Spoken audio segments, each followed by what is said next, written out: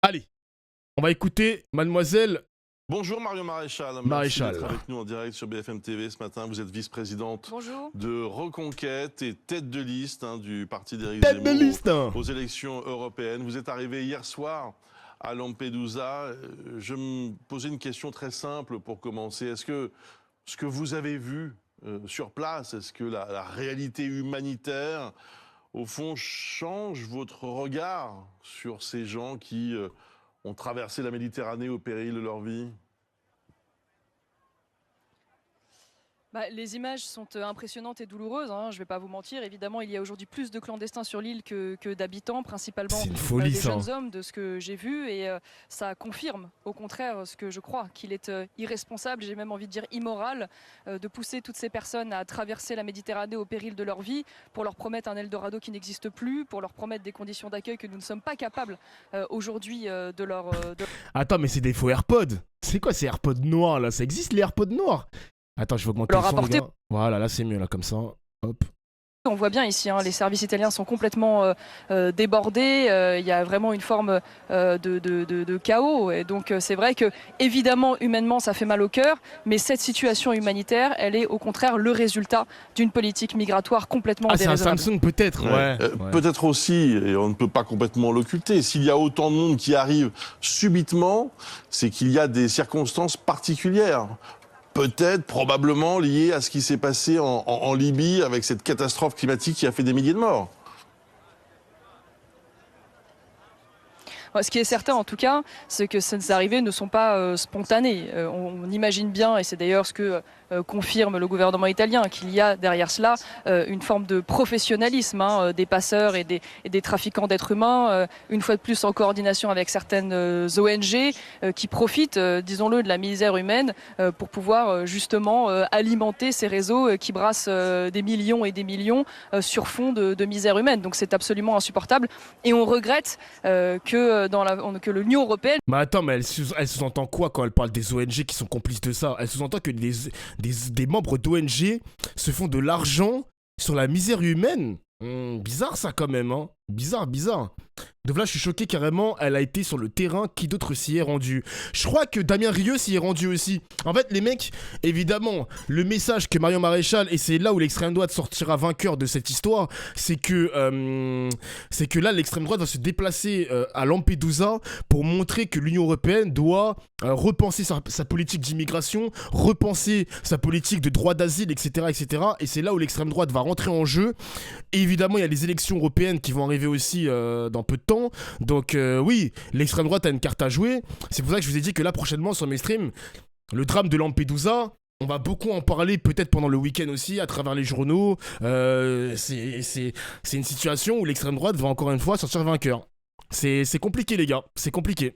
Justement, n'est pas accompagnée, Giorgia Meloni, dans sa volonté de mettre fin à ces trafics. Elle qui a essayé justement de limiter cette complicité entre certaines ONG et passeurs et qui s'est vue abandonnée. Et c'est d'ailleurs pour ça que je suis là aujourd'hui, c'est pour apporter un soutien au peuple italien, soutien au gouvernement italien qui est abandonné par l'Union européenne, abandonné aussi par la France et qui se retrouve seul à gérer cette situation alors même, disons-le, que les frontières italiennes ne sont pas seulement les frontières de l'Italie, elles sont les frontières de l'Europe entière et que les personnes que vous voyez aujourd'hui, derniers mois, pour la majorité d'entre elles, ne vont pas rester en Italie. Dans une semaine, elles seront...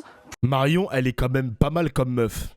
Ça va, on te dérange pas, frérot? Tout va bien? Genre, ça va? Tout va bien, j'espère. Pour une partie en France. Voilà, c'est ce que nous devons dire aussi aux Français. Et ils vont venir en France parce qu'aujourd'hui, il y a des signaux d'appel, qu'il s'agisse du droit du sol, du regroupement familial, de la politique particulièrement généreuse de l'accès aux aides sociales, de la facilité d'accès à la nationalité. Et qu'aujourd'hui, le droit d'asile, tel qu'il est construit aujourd'hui par la Commission, est un nouvel appel d'air en fait à l'immigration clandestine. Marion Maréchal, pardon de vous dire cela. Moi, ça me fait peur quand même, hein, parce que... Enfin, moi, ça me fait peur pour les habitants de Lampedusa. Je ne dis pas que tous les migrants sont des délinquants ou des mecs mauvais avec un mauvais fond. C'est juste des mecs qui veulent avoir une meilleure vie. Mais moi, ce qui me fait peur, c'est que si, par exemple, ils étaient venus en France ou en Espagne, donc là, 6000 personnes proportionnellement au nombre d'habitants dans un pays, Il n'y a pas de problème, ça peut se gérer. Mais là, on a 6000 migrants qui viennent sur une île de 6000 habitants qui a une capacité d'accueil des migrants de 400 personnes. Imaginez, les gars, comment tu dois te chier dessus en tant qu'habitant de Lampedusa. Tu dois te chier dessus, frère. T'imagines si les mecs... Là, je sais qu'ils ont envoyé beaucoup de policiers italiens sur l'île. J'imagine les habitants là-bas, ils doivent se chier dessus, frère. Hein. Putain. Ça doit être effrayant quand même. Comme ça, mais est-ce qu'il n'y a pas quelque chose d'un peu indécent dans ce que vous dites? Est-ce que d'abord, vous ne devriez pas apporter un soutien à ces personnes qui sont juste derrière vous? Brice Toussaint. Pardonnez-moi, monsieur Toussaint, mais la politique de générosité à laquelle vous appelez, ce n'est pas vous qui allez en payer les conséquences. Vous savez pas, vous traversez Paris, j'imagine, pour aller à votre studio. Vous voyez comme moi, sous les ponts parisiens, les camps de migrants que la France n'arrive d'ores et déjà pas à gérer. Vous voyez les difficultés d'assimilation des populations étrangères que nous avons en France. Vous avez vu comme moi les images des émeutes avant l'été, principalement alimentées aujourd'hui par, y compris des Français d'origine étrangère. Vous voyez le poids aujourd'hui de l'immigration, notamment de l'immigration clandestine, sur l'insécurité. Donc allez aujourd'hui expliquer aux Français qui doivent être généreux pour accueillir quoi? 10 000, 100 000, 1 million d'Africains supplémentaires. Vous voyez bien que ça n'est pas raisonnable, que nous n'avons plus les capacités. Ça n'est pas rendre service aux Français, mais pas même aux Africains. Comprenez bien aujourd'hui que cette situation est sans fin si nous n'y apportons pas une réponse ferme. Nous sommes 500 millions d'Européens au sein de l'Union européenne. Il y aura bientôt plus d'habitants au Nigeria que dans l'ensemble du continent européen. En 2050, il y aura plus de 2 milliards d'Africains. En parallèle de ça, nous ne faisons plus d'enfants. C'est donc un sujet, on va dire, historique, vital, qui concerne l'ensemble du continent. Et comprenez bien que si nous n'agissons pas fermement, il y aura des conséquences et une bascule culturelle, civilisationnelle, sécuritaire qui sera irrémédiable. Donc je crois non, que ça n'est pas la civilisationnelle, putain. Putain, les gars, j'ai envie de voir l'état de l'Union européenne dans 50 ans. Genre dans 50 ans, j'aurai 80 ans dans mes vieux jours, les gars, juste avant de crever la bouche ouverte. Genre, dans quel état sera l'Union européenne, l'Afrique? Ce sera quoi le pays où ce sera la superpuissance mondiale? Comme par exemple l'Inde. On sait que maintenant l'Inde joue beaucoup dans les jeux politiques, etc. Parce que maintenant c'est devenu un grand pays. J'aurais aimé voir le monde, même les États-Unis, la Chine, la Russie, voir le monde dans quel état il sera dans 50 ans. Juste 50 ans. J'aurais trop aimé voir ça. J'aurais trop aimé. Responsabilité aujourd'hui d'un responsable politique européen que d'expliquer aujourd'hui qu'on peut continuer à mentir à ces populations en leur disant que nous avons les moyens de les accueillir, en particulier en France. Ce n'était pas ma question, Mario Maréchal. Je parlais simplement de sentiments, d'humanité. Je pense y avoir répondu.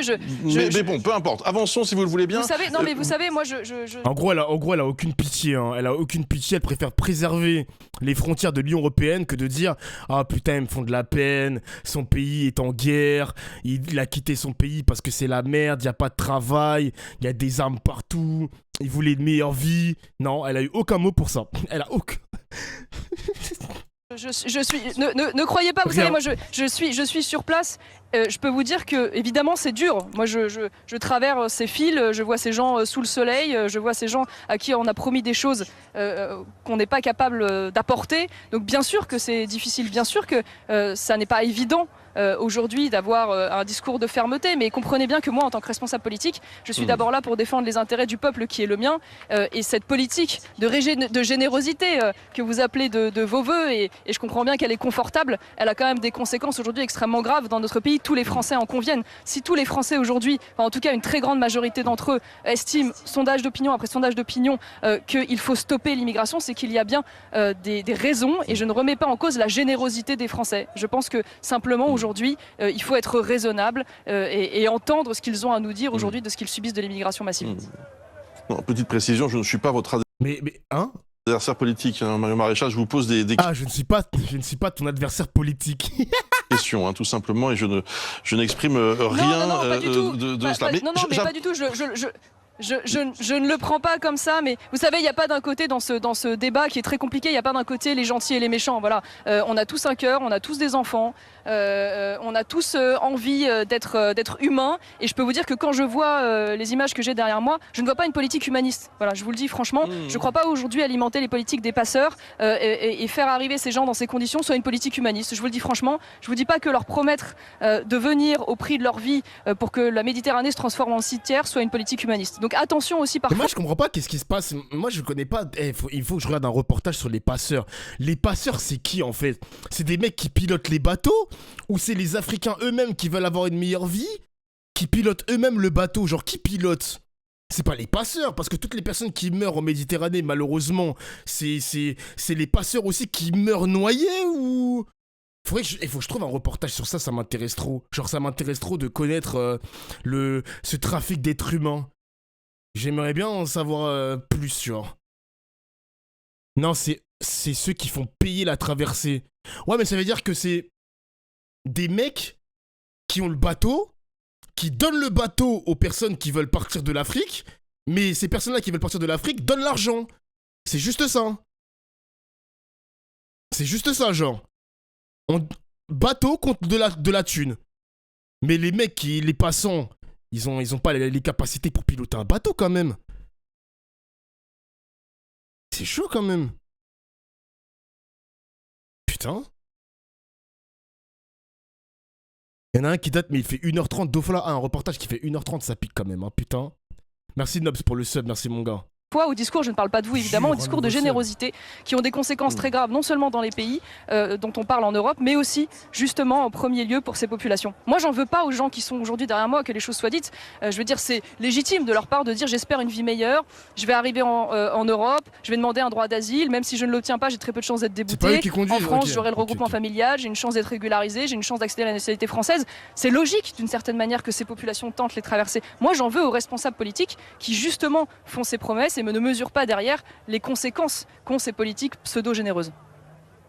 Alors, je veux rajouter un truc aussi, et c'est là où l'extrême droite, ils peuvent alimenter la chose, c'est que chaque année, on a toujours cet afflux de migrants qui arrivent dans le sol européen, et t'as le sentiment quand même qu'il y a moins de morts, mais ça soulève aussi le fait que les passeurs se professionnalisent de plus en plus. Genre maintenant, ils sont devenus de plus en plus professionnels où il y a moins de risques de mourir en Méditerranée, où maintenant, je sais pas moi, ils ont des bateaux un peu plus sophistiqués, ils connaissent mieux la traversée en mer, ils connaissent mieux à quel moment faut partir pour éviter la météo, etc. qui se dégrade. Ça va devenir de plus en plus professionnel tout ça, les gars. Hein. C'est faux? Attends, j'allais vérifier quand même les morts en mer. Oui, c'est vrai que là, ces derniers temps, il y a eu beaucoup de morts, mais c'est parce que il y a plus de passants dans un même bateau, t'as capté? Morts migrants Méditerranée.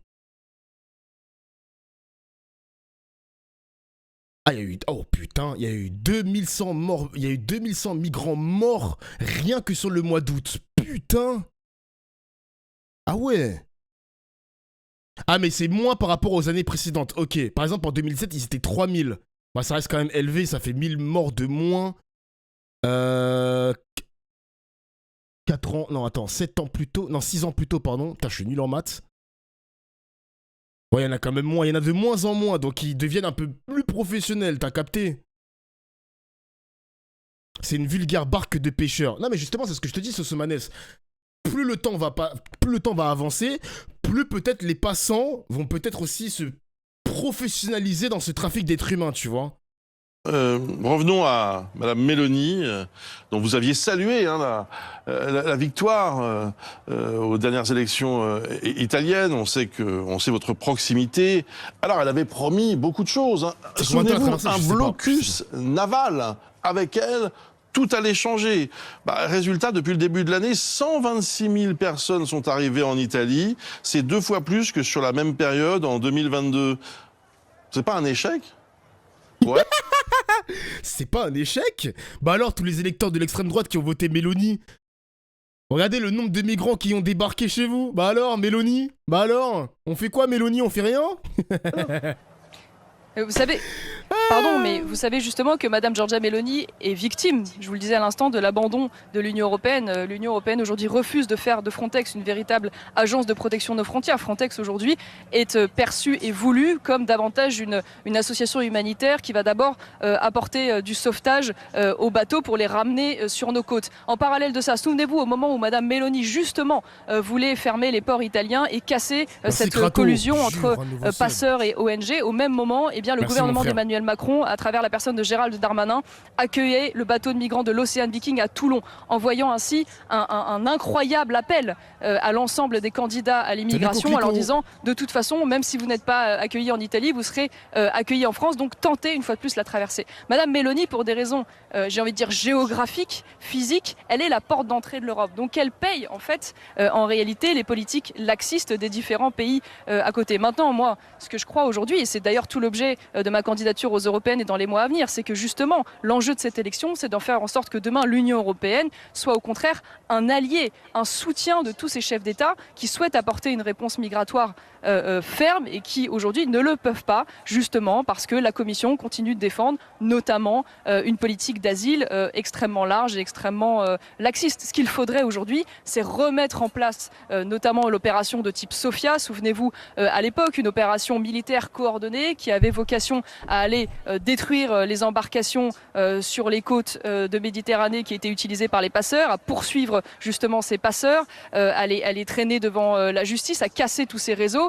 Mais cette fois-ci, il faudrait évidemment éviter de faire en sorte d'aller chercher ces embarcations pour les ramener sur les côtes et au contraire les renvoyer vers les ports de départ. Et j'en finirai par là. La véritable comment aider Madame Meloni, c'est tout simplement en acceptant ce qu'aujourd'hui la Commission refuse, de financer des hotspots de l'autre côté de la Méditerranée, c'est-à-dire que les demandes d'asile soient faites dans les pays d'origine ou en tout cas dans les pays au bord de l'autre côté de la Méditerranée pour éviter justement qu'ils soient et qu'ils arrivent massivement sur notre sol, parce qu'on sait qu'une fois qu'ils sont en Europe, c'est très compliqué, évidemment, de les renvoyer chez eux. Donc moi, je ne doute pas de la volonté de Madame Meloni. Je sais qu'elle fait tout ce qu'elle peut, y compris au niveau européen, pour tenter d'obtenir un consensus. Mais à un moment donné, eh bien, ça dépend aussi de nous et ça dépend des élections européennes prochaines, si on veut véritablement avoir une réponse coordonnée. Mais en vrai, de vrai, les mecs, tu fais ça. Attends, la prochaine présidentielle, c'est en 2027. Mais les mecs, il y a une news comme ça qui sort en 2027. Marine Le Pen, elle passe. Et Éric Zemmour, il fera un meilleur score qu'en 2022, les mecs, hein. Je vous garantis, les gars, hein. Si cette news-là, où il y a marqué 6000 migrants qui débarquent à Lampedusa, tu mets cette news en 2027, au mois de février, mars, avril. Mais les mecs, Marine Le Pen, c'est du pain béni pour elle, gros. Du pain béni. Elle parle bien. Ah bon, Belé? T'aimes bien l'extrême droite, Belé? Ah bon? Ah bon? En plus, c'est pas l'extrême droite de Marine Le Pen, hein. C'est l'extrême droite de Zemmour, donc c'est bien civilisationnel, bien racelard, bien islamophobe. Ah bon? Belé était comme ça. Ah bon? Oh, les raccourcis. Bah, c'est pas des raccourcis, c'est vrai. Marion Maréchal Le Pen, étiquette extrême droite. Reconquête, étiquette extrême droite. Quel est le problème? Genre, c'est quoi quoi? Il y a un problème? Donc, ce que Giorgia Meloni n'a pas réussi à faire en tant que première ministre d'Italie, vous, Marion Maréchal, future députée européenne, si vous êtes élue, vous réussirez à le faire. Mais pardon, ne nous trompons pas sur une chose. Sachez quand même qu'aujourd'hui, l'Italie est principalement un pays de transit. C'est-à-dire que les personnes qui arrivent en Italie ne restent pas en Italie. Parce qu'en Italie, vous n'avez pas toutes les largesses sociales que vous avez en France. Vous n'avez pas le droit du sol. Vous n'avez pas un accès à la nationalité qui est aussi simple que celui que vous avez en France. Donc en fait, elle n'a pas mis en place une politique qui, elle, alimente les appels d'air dans son pays. Elle ne fait que subir en réalité le... Elle parle bien. T'es qui, toi? Toi, t'es qui, toi? Tonton Toby, t'es qui, toi? Genre, carré, j'ai même pas le droit de vanner mes potes. T'es qui? T'es qui? C'est quoi les raccourcis, quoi? Elle parle bien. Ouais, tu votes les méchants d'extrême droite. C'est quoi ton problème? C'est quoi ton problème? Genre, c'est quoi ton problème? J'ai le droit de vanner mes potes ou t'es juge de la blague maintenant, là? C'est une dinguerie, ça, quand même. Le fait d'être la porte d'entrée de l'Europe et qu'en étant la porte d'entrée, eh bien toutes les personnes veulent ensuite aller en Allemagne, en France, au Royaume-Uni. D'ailleurs, permettez-moi à cette occasion de dénoncer l'incroyable hypocrisie du gouvernement allemand. incroyable hypocrisie du gouvernement allemand qui aujourd'hui explique qu'il va fermer ses portes aux personnes immigrées qui arrivent d'Italie, alors que l'Allemagne ces dernières années a, sans aucune concertation avec les autres pays membres, accueilli massivement des populations immigrées, notamment des demandeurs d'asile ou aspirants. Ah, j'ai vu la news aujourd'hui, les mecs, les Allemands refusent d'accueillir les migrants. L'Allemagne refuse. Et la ministre des Affaires étrangères, donc Colonna, elle a dit, enfin ministre des Armées, je crois aussi, elle a dit qu'elle veut répartir les migrants de manière équitable dans l'Union européenne. Mais l'Allemagne refuse de les accueillir. Ça va être chaud. Et les mecs, cette histoire-là, les gars, cette histoire-là, ça va être une dinguerie. Comment ils vont gérer ça, frère? Comment ils vont gérer ça? Les Allemands qui décident de ne plus en accueillir alors qu'ils ont passé leur temps, leur quinquennat à accueillir des migrants, etc. etc. Après, c'est pas le même...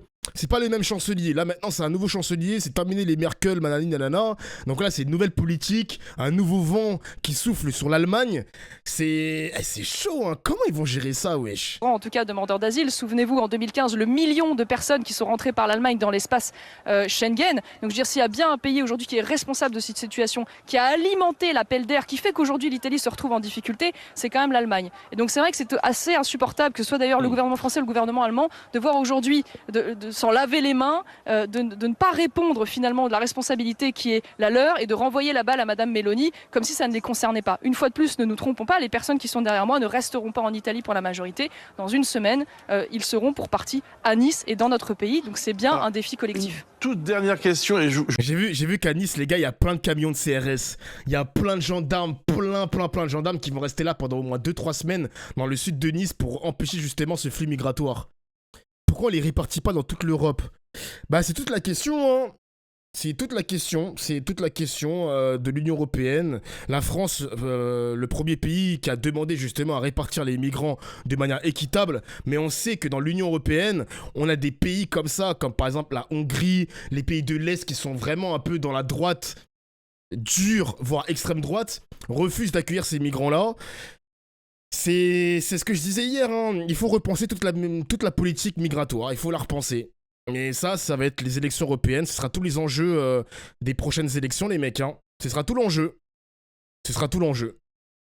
Et c'est là où la gauche doit rentrer dans cette bataille. Parce que là, Marion Maréchal, on l'a vu chez BFM, on l'a vu au micro d'Apolline de Malherbe, elle va peut-être faire d'autres médias, on l'a vu aussi chez TF1 récemment. Il manque la gauche. La gauche doit justement rentrer dans la danse, dans ce jeu sur les enjeux immigration. Et pareil pour Macron, hein. Macron, on l'a pas trop entendu sur ça, les mecs, hein.